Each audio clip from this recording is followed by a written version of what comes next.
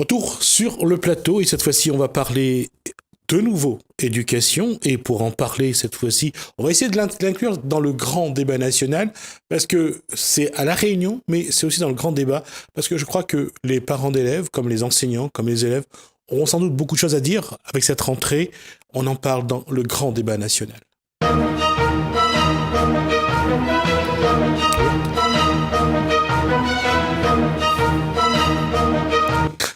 Bonsoir, Daniel Amouni, président de la FCPE. Bonsoir, Jimmy. Fédération des conseils des parents d'élèves. Il y a une chose que je voulais dire. Il y a eu une réunion il y a quelques jours, donc oui. à Paris, donc l'Assemblée générale. Mm-hmm. Alors, quelles sont les nouvelles fraîches puisqu'il neige à Paris? Oui, et il reneige encore cette semaine apparemment. Alors oui, effectivement, on a régulièrement donc des réunions de travail au niveau de la fédération. Et ce samedi, bon, hormis les débats statutaires, qu'il y en a toujours, nous avons parlé de la réforme du lycée, principalement. C'est l'entrée du bac, je suppose. C'est l'entrée en vigueur pour l'année 2019-2020 de la nouvelle version du bac. C'est ça, tout à fait. Et alors, il y a le bac, il y a la réforme du bac, mais aussi la réforme du lycée. Il y a les deux. Mm-hmm. Et donc, on a eu un atelier de travail, comme on m'a dit, samedi après-midi, sur lequel on a débattu par rapport à cette réforme sur laquelle la FCPE s'est toujours montrée critique et pour lequel on demande un moratoire aujourd'hui. Alors, on va d'abord faire un point sur le fait qu'à partir de 2019, on a une forme de contrôle continu, on dira, dans le bac, et surtout beaucoup d'oraux pour les examens. Est-ce que ça, aujourd'hui, les parents d'élèves l'ont intégré ? Alors, les parents d'élèves, pour beaucoup, notamment sollicitent la FCPE pour avoir des informations, parce que la grande problématique de cette réforme, c'est qu'elle n'est pas expliquée, ni aux élèves, ni aux parents, et on ne sait pas trop où on va. En tout état de cause, nous, à la FCPE, aujourd'hui, ce que l'on constate, et c'est pour cela que nous demandons qu'il y ait un moratoire sur ces réformes, c'est que les moyens n'y sont pas. Les dotations horaires globales qui tombent actuellement, là je parle au niveau national, parce que je n'ai pas encore le détail sur la Réunion, montrent qu'il y a une diminution des effectifs, donc une diminution de moyens. Et on sait très bien qu'une réforme, quelle qu'elle soit, s'il n'y a pas les moyens qui suivent, elle est vouée à l'échec. Alors, ce qui veut dire que l'équation va se compliquer pour les futurs bacheliers, parce que déjà, changement de formule du bac et le Parcoursup à la fin du bac, enfin, à la fin de la terminale, surtout pour les futurs bacheliers, ça se complique également. Ça se complique et c'est là où le bas blesse, parce qu'effectivement, les décisions, en tout cas les choix que vont faire les élèves et avec leurs parents, vont conditionner la suite au niveau donc de Parcoursup, puisque Justement, je voulais juste rappeler que le Parcoursup, c'est ce dispositif qui a été mis en place l'année dernière, qui devait permettre aux bacheliers, enfin aux futurs bacheliers et aux bacheliers, de bien choisir la suite donnée à leur scolarité. Et on l'a vu cette année, en tout cas pour cette année 2018-2019, ça a été très complexe. Il y a pas mal de listes de bacheliers qui sont restés sur le carreau. L'État et surtout l'éducation nationale ont minimisé ce cafouillis qu'il y a eu. Et apparemment, on repart sur le même dispositif et les solutions n'ont pas été apportées. Ce qui en tout cas, nous conforte dans le fait que ce dispositif n'était pas adapté. En tout cas, on est allé trop vite. Parce que le principe de Parcoursup était de simplifier. APB qui avait un certain nombre de problèmes, on va dire, mais ce qui de complexité surtout. Donc c'était censé simplifier, on n'a fait que compliquer les complexifier les choses. Ouais. Et même si le gouvernement, les recteurs, etc. ont minimisé en disant tout s'est bien passé, la preuve que si ça avait été au point, ils n'auraient pas dit aujourd'hui qu'on a fait des ajustements et qu'on a rectifié le tir. Donc c'est qu'il y a un problème. Pour nous, le compte n'y est pas encore. Parce que, et en plus, avec la réforme du lycée qui arrive, c'est que, et sans les moyens qui vont avec, on va arriver malheureusement à une sélection au niveau de les universités, puisque avec ces fameux attendus, les attendus ils vont prendre en compte le parcours scolaire de l'élève et donc des choix et des spécialités qui vont lui être proposées, et sachant que il n'y aura pas d'égalité entre les différentes spécialités, notamment si vous êtes dans des grandes villes, dans des petites villes, en métropole, dans les zones rurales, etc. Et du coup, ça va accentuer les inégalités, puisque ce qui va faire malheureusement la différence, ça va être la situation, dans quelle famille vous êtes né, dans quel endroit vous êtes né, qui fait qu'au final, vous avez droit à tel ou tel choix de spécialité qui ne correspondrait pas forcément à ce que les aspirations de l'élève. Et donc, du coup, ça va amener quoi? À une sélection au niveau de l'université au final. Alors, d'abord, on va préciser une chose. Qu'est-ce qu'il y a dans cette réforme du lycée qui déplaît à la FCPE? C'est tout ce que je viens de dire, parce qu'il y a des bonnes choses, puisque la FCPE a toujours revendiqué la suppression des filières. Donc, on est toujours face à cette volonté de créer une forme d'élitisme, mais cette fois-ci, elle est vraiment bien déguisée. Elle est bien déguisée, elle est bien là, malheureusement. Et malheureusement, on ne s'en apercevra pas forcément, mais la sélection va se faire du fait que si on prend à La Réunion, même si aujourd'hui je n'ai pas tout le détail, mais par rapport à ce qui était présenté en semaine en décembre, c'est que vous allez avoir par exemple sur des grands lycées de Saint-Denis ou dans le sud, beaucoup de spécialités dans lesquelles les élèves vont pouvoir se positionner, mais il y a des spécialités qu'il y a dans le nord, il n'y a pas dans le sud.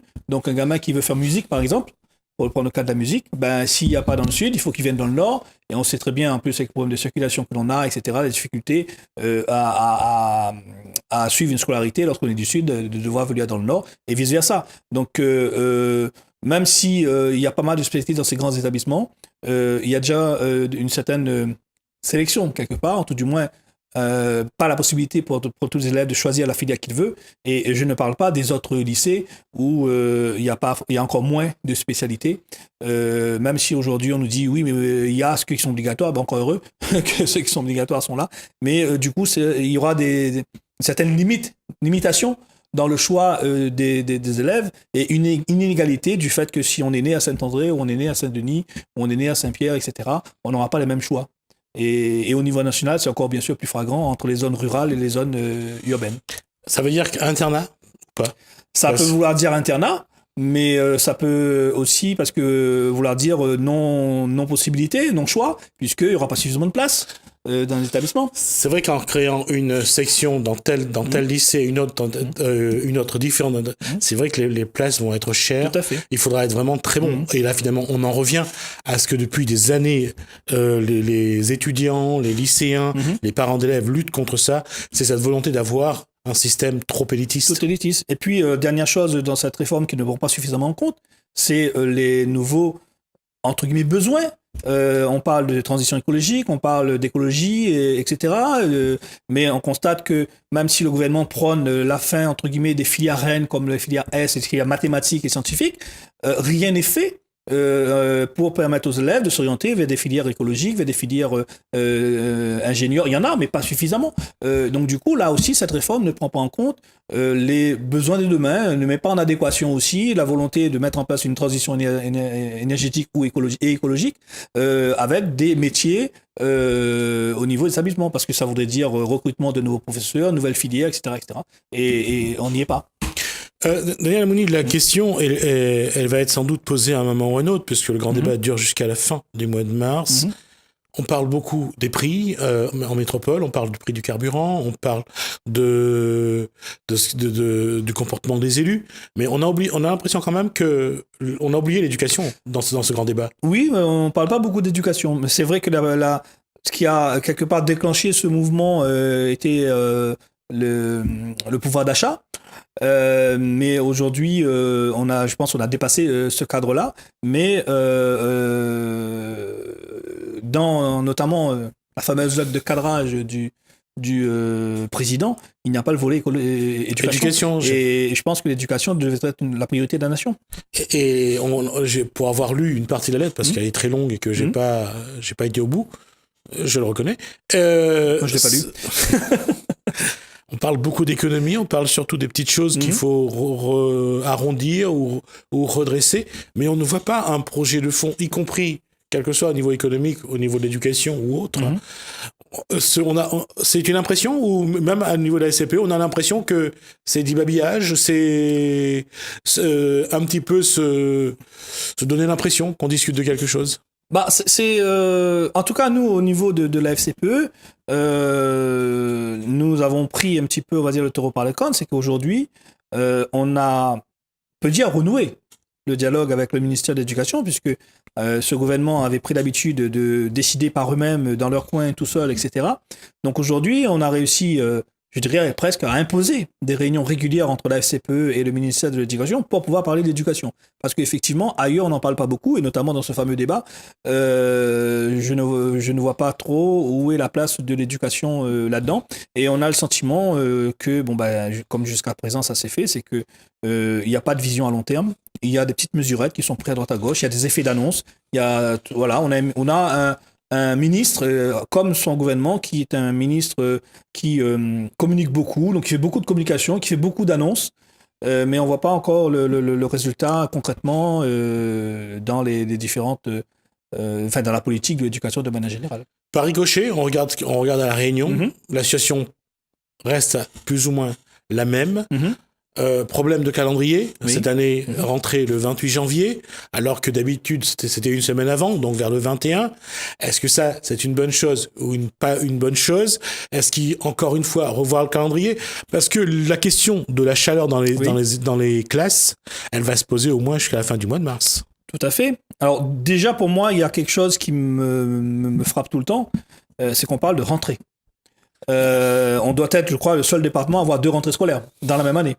Ce qui, quelque part, est un non-sens. Parce que la rentrée scolaire, une année scolaire est censée durer une année. Donc 2 rentrées, ça veut bien dire qu'il y a une coupure.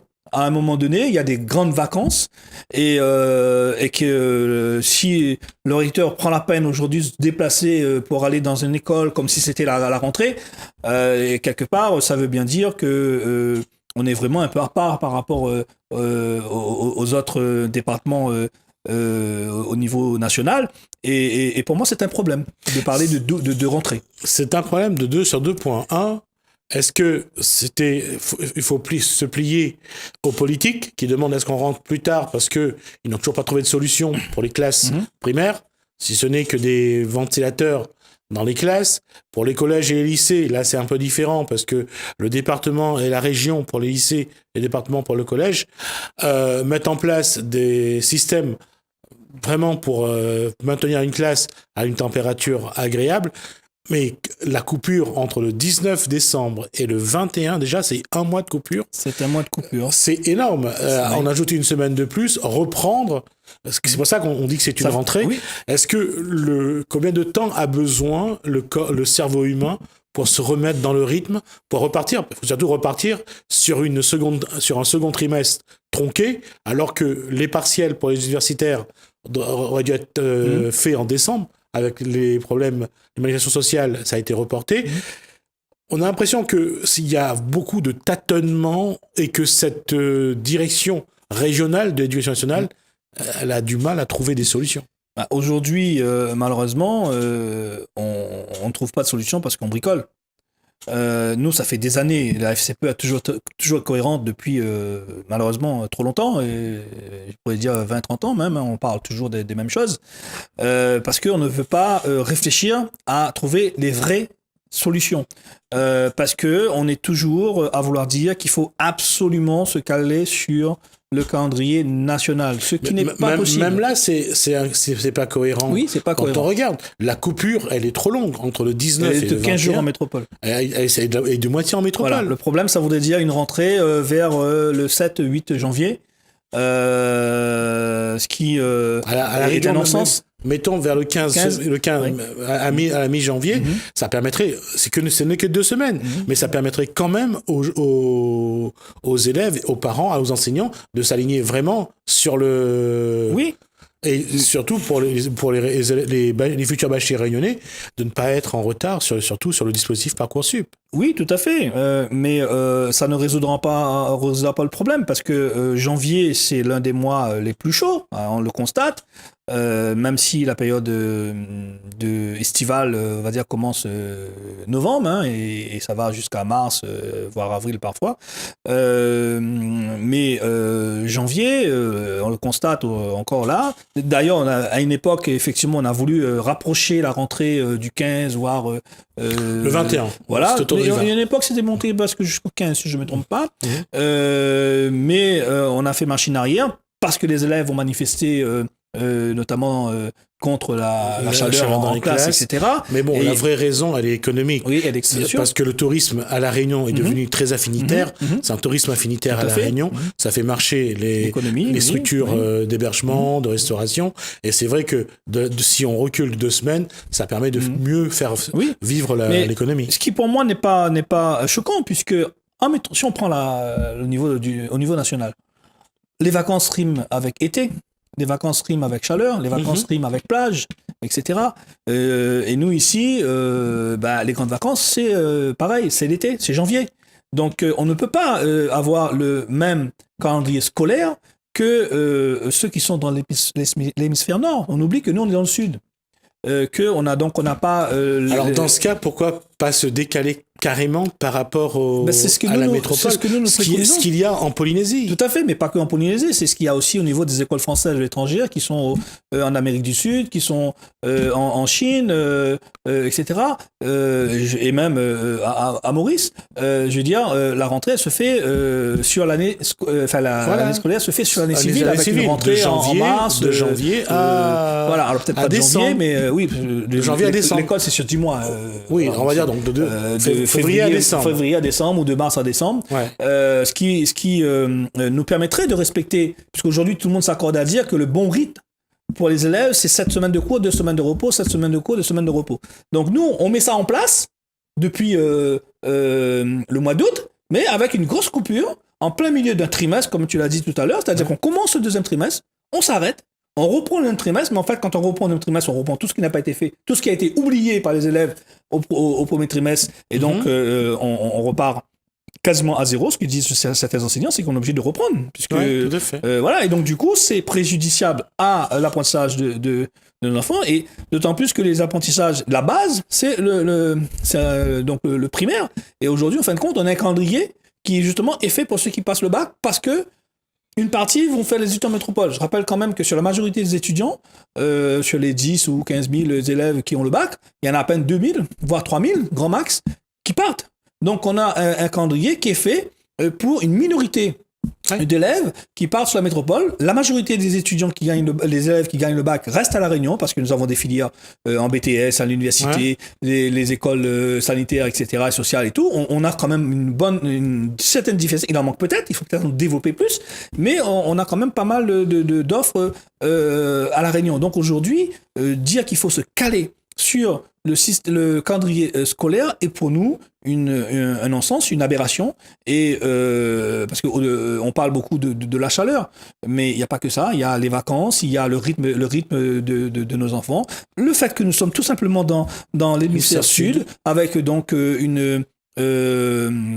un climat inversé par rapport à l'hémisphère nord, et ça, ce sont des contraintes géographiques qu'on doit tenir compte. D'autant que ça permet aussi que s'il termine en décembre, ça laisse de janvier, février, mars, avril, de bien préparer la prochaine rentrée universitaire. De bien préparer la prochaine rentrée universitaire, mais on a aussi de plus en plus d'universités où ils ont, eux, 2 rentrées. Moi, ma nièce, elle est rentrée ce lundi, enfin vendredi, elle a fait sa pré-rentrée à Paris, dans son école.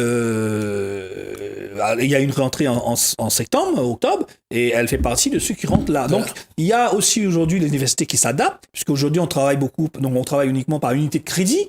Vous avez des étudiants aussi qui vont faire parfois des études avec Erasmus, etc., qui s'adaptent. Donc, l'université doit aussi proposer, notamment l'Université de La Réunion, proposer des solutions par rapport à ça. Il faut que tout le monde travaille ensemble. Et aujourd'hui, en plus, quand on a le gouvernement qui dit, avec les fameux oui-si à l'université, donc oui, mais à condition que vous suivez une remise à niveau, eh ben, ils auront 6 mois pour se remettre à niveau et pouvoir intégrer le cursus métropolitain, éventuellement pour ceux qui veulent partir en métropole, parce que, encore une fois, la majorité reste à La Réunion. En tout cas, Daniel Amouni, on arrive à la fin de cette discussion, puisqu'on a fait bientôt 20 minutes. La question c'est de ce calendrier-là. Le rectorat n'a jamais voulu s'en saisir. Jusqu'à il y a 3 ans, puisque là, on va, cette année, puisque là, les 3 ans sont terminés, donc on doit donc travailler sur le calendrier pour les 3 prochaines années. Donc, le calendrier précédent, ça a été pour la première fois où les propositions qui émanaient de la FCPE, mais pas que de la FCPE, parce qu'il y a aussi des syndicats, il y a la FSU, voilà, et alors l'UNSA, il me semble, également, qui donc n'ont pas pu présenter leurs propositions de calendrier. Donc, il y avait une réunion de travail avec l'ensemble des partenaires, pour justement faire des propositions. Nos propositions ont été d'emblée rejetées puisque ne cadraient pas avec les directives du nouveau recteur qui imposait donc notamment que le bac se passe en même temps qu'en métropole. Donc en CEN au mois de décembre, à FCPE, nous avons prévenu le recteur que si c'était pour travailler dans les mêmes conditions, que c'était pas la peine et il fallait pas compter sur la FCPE si on ne pouvait pas ne serait-ce que débattre de nos propositions et que l'on puisse proposer, puisque ensuite c'est proposé au conseil d'école et au conseil d'administration des lycées et collèges et des écoles du premier degré qui doivent donc se prononcer sur un calendrier parmi plusieurs choix. Or, le choix du calendrier que nous souhaitons proposer, il n'est même pas proposé au débat puisque avec les contraintes qui imposent qu'on doit respecter les dates par rapport à la métropole, d'emblée, on écarte nos propositions. Et donc, du coup, nous avons dit au recteur que si c'était le cas cette année, la FCPE ne participera pas à cette réunion de travail qui sera une mascarade puisqu'on ne pourra pas débattre de nos propositions. Oui, je propose qu'on remettra ce sujet sur le tapis. On verra un petit peu avec d'autres personnes ou avec d'autres associations également, voir quel est l'intérêt de ce genre, quel serait l'intérêt si on appliquait ce calendrier à La Réunion et voir quel bienfait ou quel inconvénient ça pourrait avoir. Bien sûr. En tout cas, pour les jeunes réunionnais. Merci de cet échange. Merci. Merci à vous de nous avoir suivis. Merci Alain, merci François, merci Marie-Sylvie. Continuez à vous faire plaisir sur Télé Créole. Je vous dis à bientôt.